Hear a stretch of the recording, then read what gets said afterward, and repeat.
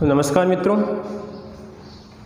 तो सभी मज़े में होंगे और मज़े में नहीं है तो आपकी कमी है। जो व्यक्ति मज़े में नहीं है, जो विद्यार्थी मज़े में नहीं है तो उसकी कमी है। आई बात समझ में? कमी क्या है कि अगर मान लीजिए उसको पढ़ना पड़ रहा है, या मान लीजिए कि वो 10th वाले विद्यार्थी हैं, जो भी विद्यार्थी हैं, अगर आप समय पे काम करते हो, मैं तो नहीं जानता, आप समय पे काम करते हो तो आपको कोई दिक्कत नहीं आती है। ठीक है। तो पिछले कक्षा में मैंने आपको ये समस्या छोड़ी थी आपके सामने,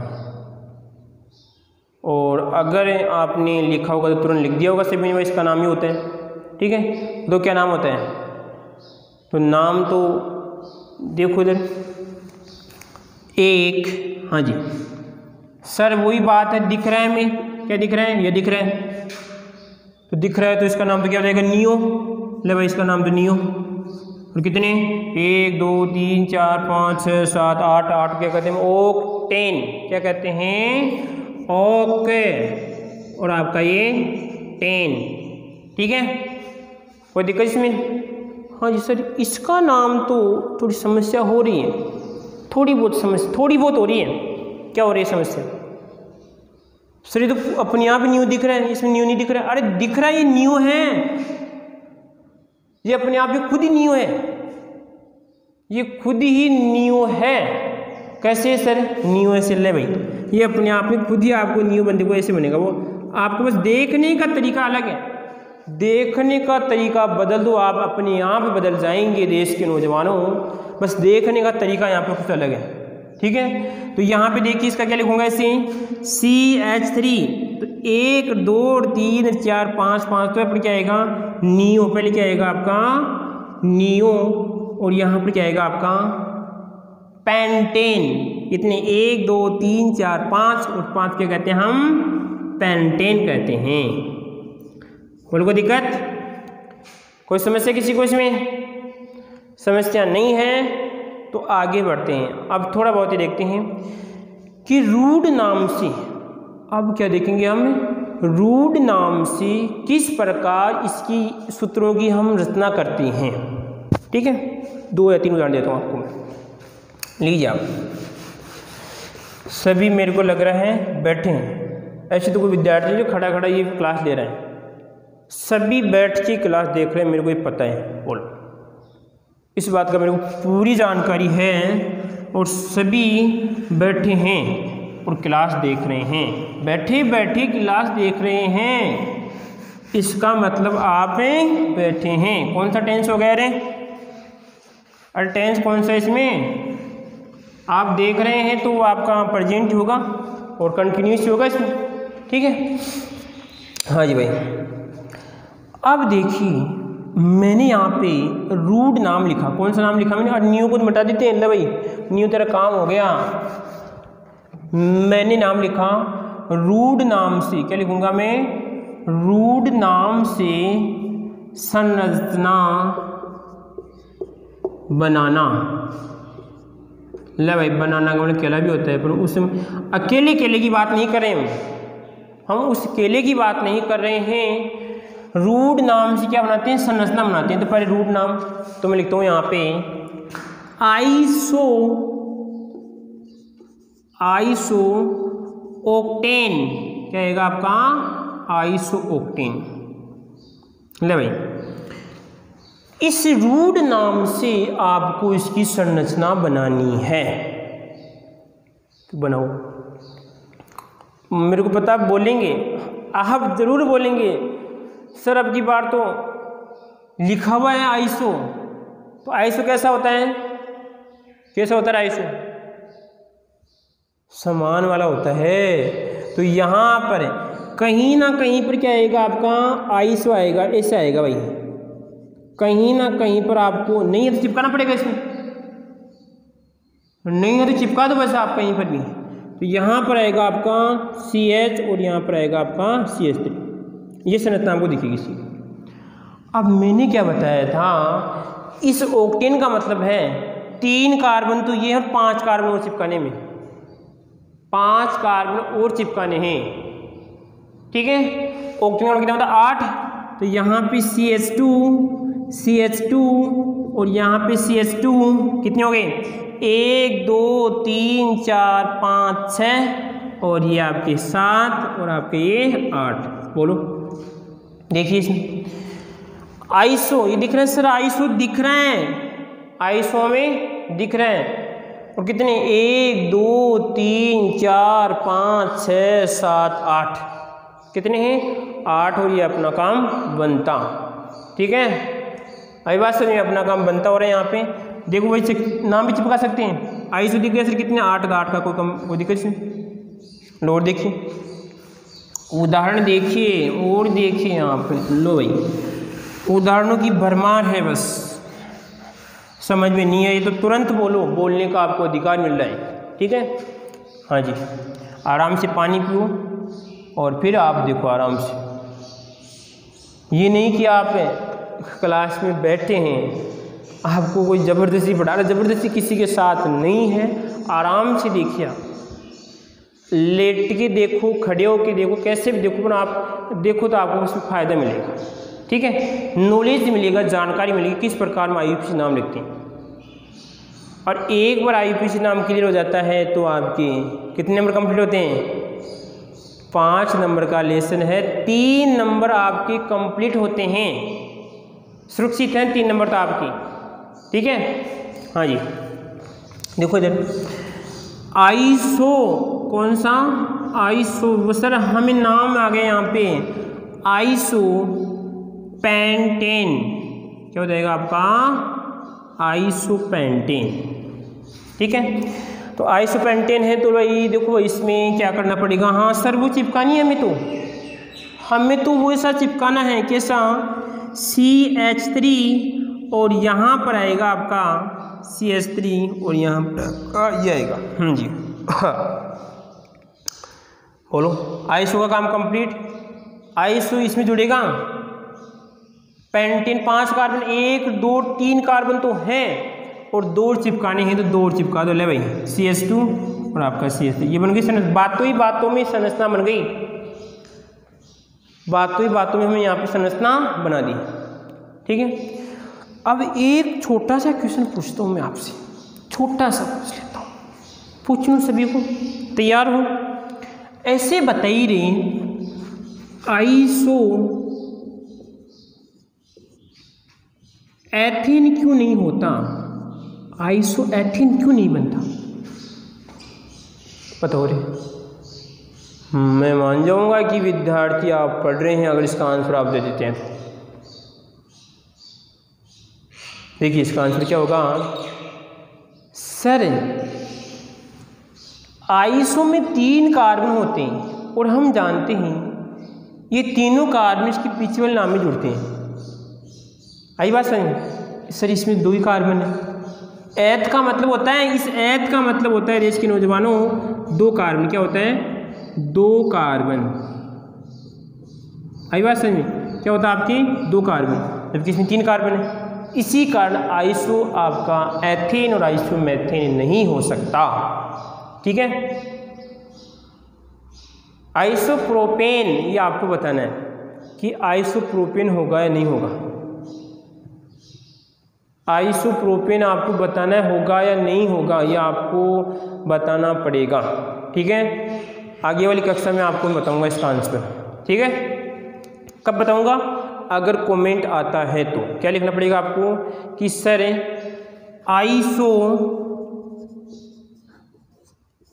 आइसोप्रोपेन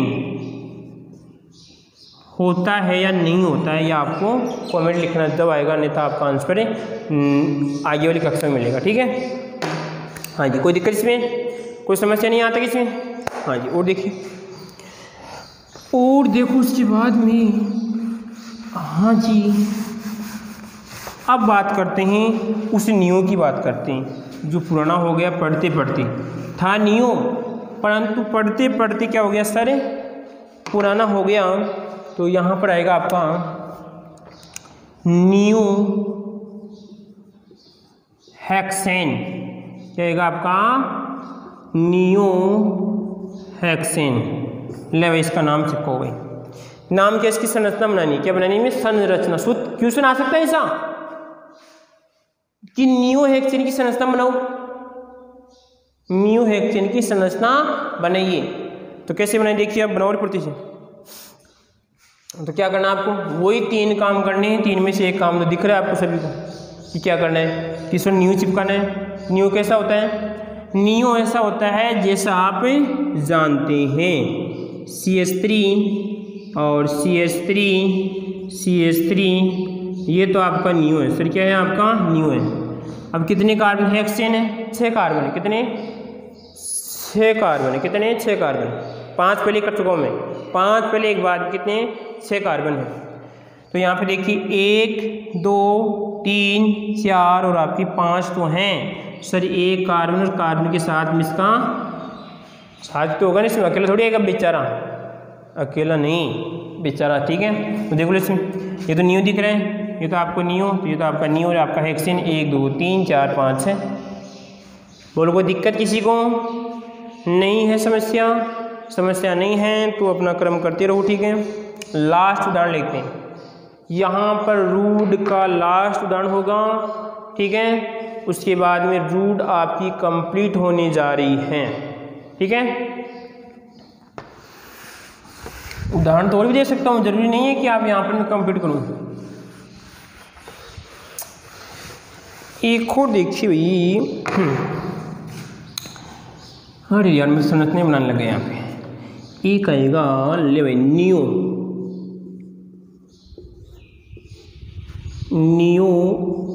पेंटेन, ठीक है। नियो ये एन है भाई, मेरा वाला एन ध्यान रखना, एन ऐसे लिखते हैं हम। समय के अभाव में बेचारा घूम नहीं पाता है, क्योंकि समय का अभाव होता है इसके पास, तो बेचारा घूम नहीं पाता है क्योंकि समय कम मिलता है इनको, ठीक है।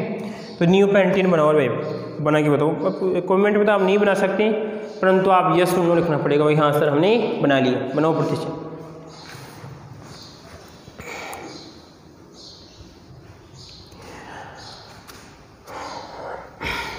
ठीक है, बनाता हूँ यहाँ पर। न्यू पेंटेन में क्या करना पड़ेगा आपको, न्यू पेंटेन में 5 कार्बन है, 5 कार्बन न्यू चिपको, इसमें एक देखते हैं, पता न्यू से काम कम हो जाए हमारा। और यहाँ पर ये H नहीं आएगा, बार बार पता नहीं H क्यों आ जाता है यार, यहाँ पर 3 और यहाँ पर आपका 3 और यहाँ पर आपका 3 और यहाँ पर तो क्या चिपका मैंने 2, ये तो आपका न्यू और आपका मैंने H चिपका दिया सर, ये तो अपने आप में न्यू पेंटेन, बस न्यू पेंटेन कोई ये संरचना है, न्यू पेंटेन की संरचना आपकी, ठीक है। बोलो कोई दिक्कत किसी को इसमें, कोई समस्या नहीं है। इसी प्रकार आप आइसोजो न्यू ऑक्टेन है, इसी की संरचना बना सकते हैं। तो क्या करना पड़ेगा न्यू ऑक्टेन में पता है कि न्यू में 5 तो हो गए, आपको 3 कार्बन और चिपकाने पड़ते हैं, ठीक है। कोई समस्या नहीं है किसी को, हाँ जी। आगे देखो, उसके बाद में ये तो रूट का काम कंप्लीट भाई। रूट यहाँ पर इसको हम समापन करने जा रहे हैं, रूट को हम क्या करने जा रहे हैं, समापन करने जा रहे हैं भाई।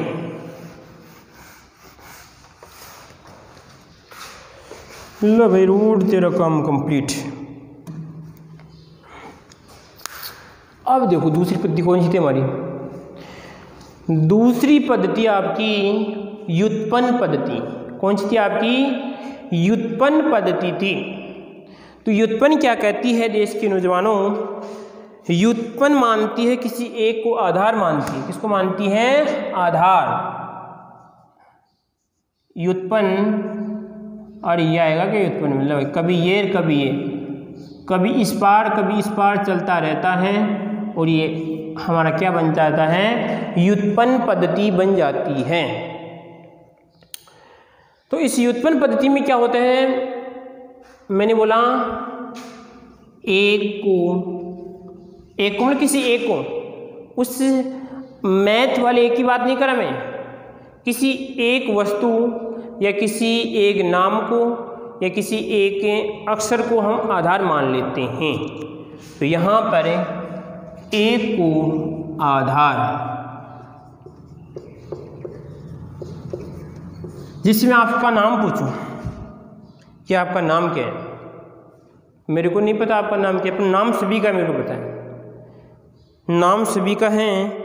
कि आपसे पूछूंगी आपका नाम क्या है, तो क्या बताएंगे आपका नाम, आप कहेंगे कि मेरा नाम फला नाम, जैसे कि गोपाल राम यादव हैं, राम गोपाल यादव है, ठीक है, श्याम गोपाल यादव है, गोपाल श्याम यादव है, ठीक है। या मान लीजिए किसी का नाम है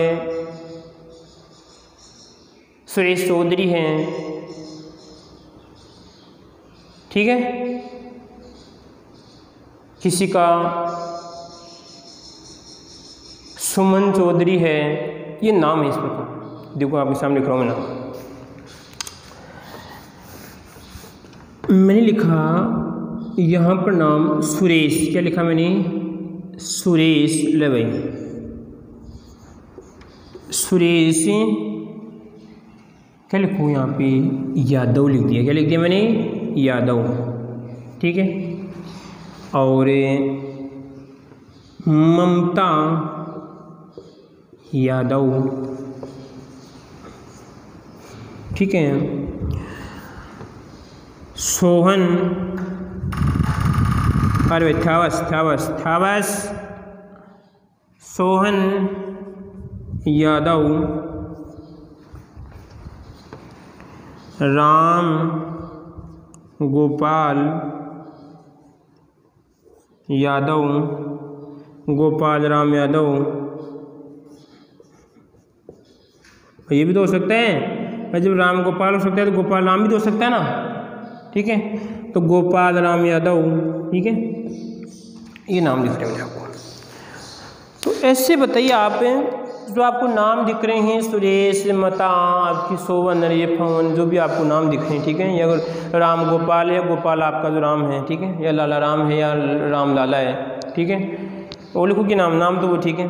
तो इसमें आपको क्या कॉमन दिख रहे हैं, क्या कॉमन दिख रहा है आपको इसमें, कि सर हमको इसमें एक तो दिख रहा है कि राम दिख रहा है। अरे कॉमन का मतलब कि पूरे में कॉमन, पूरे में यादव कॉमन दिख रहे हैं, क्या दिख रहे हैं, पूरे में आपको यादव कॉमन दिख रहा है। आई बात समझ में। और ये क्या कहती हैं, एक को आधार। तो यहाँ पर मैं कह सकता हूँ कि ये सुरेश आपका, ममता आपकी, सोहन, राम गोपाल, गोपाल का राम और राम का गोपाल, सभी के हैं यादव की वंशज हैं, यानी मैं यादव का आधार मान सकता हूँ। इन सभी में क्या है, यादव कॉमन है, यानी उत्पत्ति से भी किसी हुई, यादव से हुई है। तो अरे थावस, ठीक है, चाहे इसे आपका ममता हो, सुरेश हो, गोपाल हो, राम गोपाल हो, सभी किसके हैं, यादव के वंशज हैं। जैसे आप कहते हैं कि यादव किसके वंशज मानते हैं, तो मेरी जानकारी के अनुसार शायद श्री कृष्ण के वंशज आप माने जाते हैं, ये शायद ऐसे ही हैं, मेरे को कन्फर्म नहीं है, परंतु मेरे अनुसार, मेरी जानकारी के अनुसार, ठीक है। तो आप सभी उस कृष्ण के वंशज हैं, उनको आधार मान रहे हैं, हम कृष्ण की पूजा करेंगे, ये हैं, ये करते हैं, ठीक है, जो भी आप करते हो। तो व्युत्पन्न पत्ति भी कहती है किसी एक को आधार मानते हैं, उसी के आधार पर उसका नाम लिखा जाता है, उसी के आधार पर उसका नाम लिखा जाता है। तो यहाँ पर हम वही काम कर रहे हैं कि यादव को हमने क्या मान लिया, आधार मान लिया, और तू नहीं मानेगा, और सब मान जाते हैं। यादव को मैंने आधार मान लिया और क्या लिख दिया उसके बाद, सुरेश, ममता, सोहन, राम गोपाल, गोपाल राम, जो भी आपका नाम लिख दिया।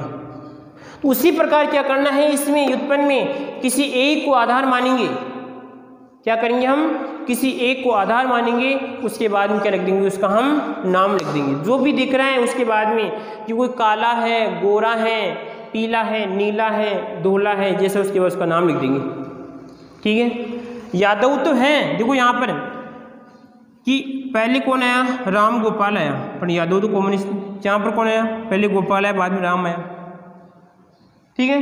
दोनों में क्या है, यहाँ पे यादव कॉमन है। आई बात समझ में। इस बात का हमें ध्यान रखना। परिभाषा क्या बनेगी, इस पद्धति में किसी एक को आधार मानकर, मैं परिभाषा अपनी परिभाषा बता रहा हूँ मैं यहाँ पे, किसी पद्धति में किसी एक को आधार मानकर, किसी एक को आधार मानकर नाम लिखा जाता है, किसी एक को आधार मानकर नाम लिखा जाता है, ठीक है। आधार वाले का नाम हम सबसे पीछे लिखते हैं और जो अन्य नाम होते हैं उनको हम पहले लिखते हैं, ठीक है। बोलो कोई दिक्कत इसमें, या किसी का नाम ऐसा था कि अगर आपको याद है किसी यादव सुरेश, यादव ममता, यादव सोमन, यादव राम गोपाल, यादव गोपाल राम, ये पीछे आता नहीं ये नाम, आई बात समझ में। तो वही है यहाँ पर कि अगर जैसे मान लीजिए आप जयपुर के 10 विद्यार्थी हो, ठीक है, तो ऐसे बताओ जयपुर पहले आएगा बाद में आएगा? जयपुर तो बाद में आएगा क्योंकि सभी आप जयपुर के हो, आई बात समझ में। जैसे मान लीजिए ये भी जयपुर का है और तो ये थोड़ी जयपुर का सुरेश यादव, जयपुर ममता यादव, जयपुर नहीं सुरेश यादव जयपुर, ठीक है, ममता यादव जयपुर, सोमनलाल यादव जयपुर और आपका राम गोपाल यादव आपका जयपुर, ठीक है। एक उदाहरण भी लेते हैं, लो भाई उदाहरण लीजिए, उदाहरण ले लेते हैं भाई, उदाहरणों में चलेंगे तो बहुत अच्छा रहेगा। एक को आधार मान लेते हैं, बस क्या ट्रिक है, एक तू नहीं मानता और सब मान जाते हैं, बेचारे बच्चे पढ़ रहे हैं और ये आवाज़ कर रहे हैं, हाँ अब बस, हाँ आप बोल, आप कैसे करते हैं और क्या तो यार बदमाश कर रहे हैं। हाँ जी,